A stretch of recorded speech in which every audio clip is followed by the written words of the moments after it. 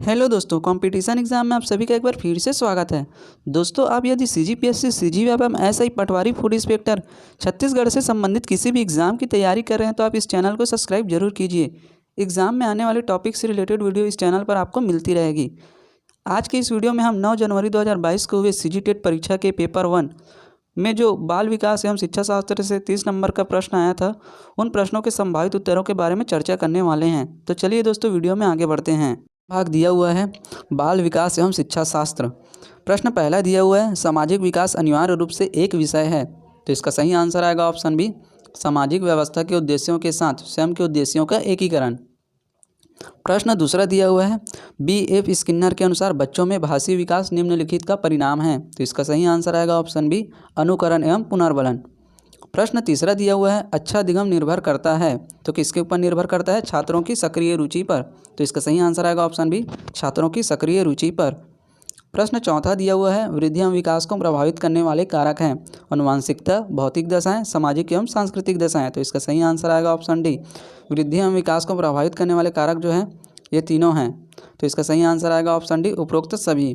प्रश्न पाँचवा दिया हुआ है, मिट्टी से खिलौने बनाने के दौरान एक बालिका को अपने कौन से कौशलों को विकास करने का अवसर मिलेगा? तो कौन से कौशल को विकास करने का अवसर मिलेगा? सूक्ष्म क्रियात्मक कौशल। तो इसका सही आंसर आएगा ऑप्शन बी, सूक्ष्म क्रियात्मक कौशल। प्रश्न छठवां दिया हुआ है, मूर्त परिस्थितियों के माध्यम से समझने लग जाना निम्नलिखित में से किस अवस्था से संबंधित है? तो इसका सही आंसर आएगा ऑप्शन बी, बाल्यावस्था में बौद्धिक विकास। प्रश्न सातवां दिया हुआ है, पाठ्यक्रम के निर्माण का आधार है। तो शिक्षा का उद्देश्य, सामाजिक आवश्यकताएं, ये दोनों जो है पाठ्यक्रम के निर्माण का आधार माना जाता है। तो इसका सही आंसर आएगा ऑप्शन सी, उपरोक्त ए व बी। प्रश्न आठवां और नौवां जो है इसका आंसर थोड़ा कन्फ्यूजन वाला है, इसलिए इसको अभी स्किप कर देते हैं। चलिए बढ़ते हैं अगले प्रश्न की ओर। प्रश्न 10वां दिया हुआ है, सीखने की वह प्रक्रिया जिसमें बच्चा नए ज्ञान को अपने पुराने स्कीमा में शामिल कर लेता है। तो इसका सही आंसर आएगा ऑप्शन ए, समायोजन। प्रश्न 11वां दिया हुआ है, स्कैप फोल्डिंग से तात्पर्य है वह कार्य जो बालक शिक्षकों की मदद से कर पाता है। तो इसका सही आंसर आएगा ऑप्शन सी, शिक्षकों की मदद से कर पाता है। चलिए बढ़ते हैं अगले प्रश्न की ओर। प्रश्न 12वां दिया हुआ है, बच्चे को दिया गया ऐसा कार्य जो उसके स्तर से थोड़ा मुश्किल हो तो वे बेहतर तरीके से जुड़ते और सीखते हैं। लेव वाइगोत्स्की ने उपरोक्त कथन में बच्चों के किस विकास के क्षेत्र को इंगित किया है? तो किस विकास के क्षेत्र को इंगित किया है? तो इसका सही आंसर आएगा ऑप्शन सी, वास्तविक विकास का क्षेत्र। प्रश्न 13 दिया हुआ है, बालक के बौद्धिक विकास से तात्पर्य है समझ, कल्पना, तर्क, ये तीनों जो है बालक के बौद्धिक विकास से तात्पर्य रखते हैं। तो इसका सही आंसर आएगा ऑप्शन डी, उपरोक्त सभी। चलिए बढ़ते हैं अगले प्रश्न की ओर। प्रश्न 14 दिया हुआ है, आक्रामकता का कारण सामाजिक हो सकता है ना कि जीव वैज्ञानिक और शरीर विज्ञान संबंधी। तो इसका सही आंसर आएगा ऑप्शन डी, बी एवं सी दोनों। प्रश्न 15 दिया हुआ है, निम्न में से किस कथन के समूह से आप पूर्ण सहमत हैं? इसमें 4 कथन दिया हुआ है। पहला कथन है, एक कक्षा जिसमें विभिन्न प्रकार के सामाजिक, सांस्कृतिक और आर्थिक पृष्ठभूमि के बच्चे शामिल हैं, सभी के अधिगम अनुभवों को बढ़ाना है। कथन दूसरा दिया हुआ है, बच्चे अपने साथियों से अनेक कौशल सीखते हैं। कथन तीसरा दिया हुआ है, विकास व वृद्धि एक समान दर से आगे बढ़ता है। कथन चौथा दिया हुआ है, अनुबंधन का सिद्धांत समस्या के अचानक समाधान की वकालत करता है। तो इसमें पहला और दूसरा कथन जो है इसमें हम सहमत हैं। तो इसका सही आंसर आएगा कथन 1 और 2। चलिए बढ़ते हैं अगले प्रश्न की ओर। प्रश्न 16 दिया हुआ है, विशिष्ट आवश्यकता वाले बच्चों के संदर्भ में क्षति क्या है? तो इसका सही आंसर आएगा ऑप्शन सी, परिवेश में सामंजस्य स्थापित करने में होने वाली समस्या। प्रश्न 17 दिया हुआ है, एक शिक्षक की शिक्षण प्रक्रिया किस प्रकार के ज्ञान पर केंद्रित हो? आज्ञानात्मक, प्रयोगमूलक, ये दोनों प्रकार के जो प्रक्रिया है इस पर केंद्रित होना चाहिए। तो इसका सही आंसर आएगा ऑप्शन सी, ए और बी दोनों। चलिए बढ़ते हैं अगले प्रश्न की ओर। प्रश्न 18 दिया हुआ है, शिक्षा का अधिकार अधिनियम 2009 के अनुसार कौन सा कथन सही नहीं है? तो कौन सा कथन सही नहीं है ये हमको देखना है। तो इसमें 4 कथन दिया हुआ है। पहला कथन है ऑप्शन ए में दिया है, पहला कथन, सरकारी शिक्षक स्कूल के अलावा ट्यूशन नहीं ले सकते। कथन बी दिया हुआ है, बच्चों की मुफ्त शिक्षा देने की जिम्मेदारी केंद्र व राज्य की है। कथन सी है, विशेष आवश्यकता वाले बच्चों के लिए मुफ्त शिक्षा की उम्र 14 से बढ़ाकर 18 वर्ष की गई है।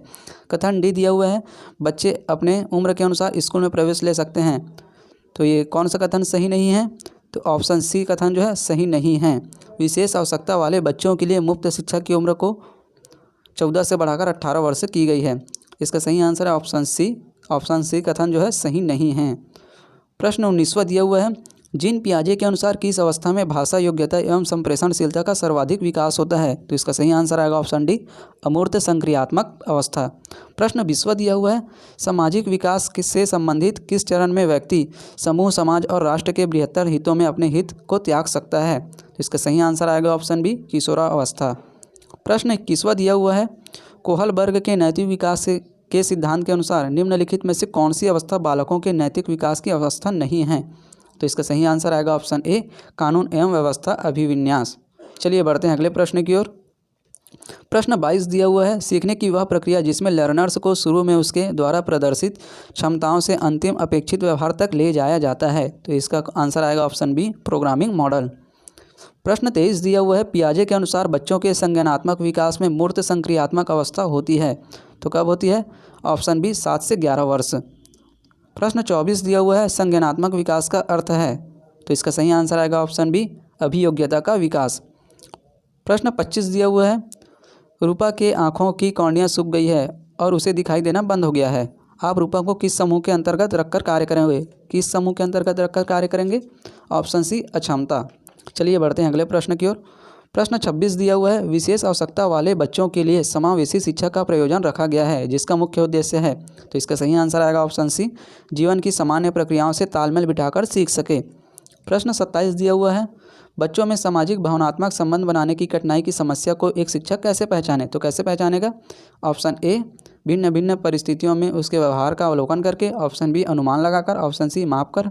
ऑप्शन डी, पालकों से पूछकर। तो इसका सही आंसर आएगा ऑप्शन ए, भिन्न भिन्न परिस्थितियों में उसके व्यवहार का अवलोकन करके। प्रश्न 28वां दिया हुआ है, बाल विकास के किस अवस्था को भाषा सीखने की सर्वोत्तम अवस्था कहा जाता है? तो इसका सही आंसर आएगा ऑप्शन ए, शैशवावस्था। प्रश्न 29 दिया हुआ है, समाजीकरण की प्रकृति क्या है? समाजीकरण की प्रकृति क्या है? तो इसका सही आंसर आएगा ऑप्शन सी, अंतःक्रियात्मक प्रक्रिया। प्रश्न 30 दिया हुआ है, एक शिक्षक विद्यार्थियों को समझाते हैं कि उन्हें दूसरे के दृष्टिकोण से उत्तेजित नहीं होना चाहिए, भले ही उनके दृष्टिकोण स्वयं से ही विपरीत क्यों न हो। वह विद्यार्थी के किस पक्ष पर ध्यान दे रहा है? तो इसका सही आंसर आएगा ऑप्शन बी, संवेगात्मक विकास। दोस्तों, व्यापम जब भी अपना मॉडल आंसर जारी करेगा आप अपने OMR शीट से जरूर मिलाइएगा। वीडियो अच्छा लगे तो वीडियो को लाइक करें और ज़्यादा से ज़्यादा लोगों में शेयर करें और चैनल को सब्सक्राइब करें। मिलते हैं अगली वीडियो में।